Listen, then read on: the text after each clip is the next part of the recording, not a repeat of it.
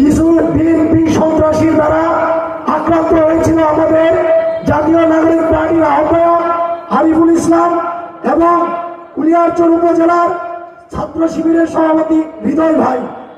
আমি একটা কথা বলতে চাই, তারা আমাদেরকে বলে যে ধানের শীষে ভোট দিবে প্রকাশ্যে, এবং তারা এটা বলে ভৈরব কুলিয়ারচরে আলম সাহেব ব্যতীত কোনো মার্কার ওয়ার্ড করতে পারবে না।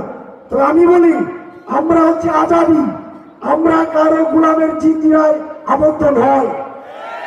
আমরা 24-এ যেভাবে গণ আন্দোলনের মাধ্যমে ফ্যাসিস্টের পতন ঘটিয়েছিলাম, আমরা এবারে 12 ফেব্রুয়ারি ভোটের বিপ্লবের মাধ্যমে নব্য ফ্যাসিবাদকে পতন করবো ইনশাআল্লাহ।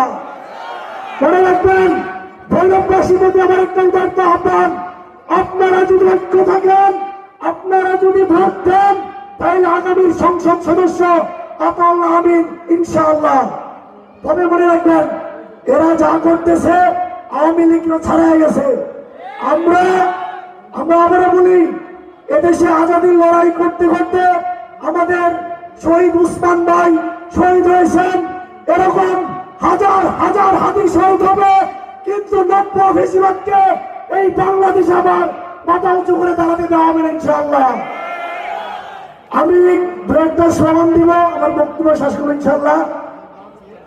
গোলামি না আজাদি, দিল্লি না ঢাকা, গোলামি না আজাদি,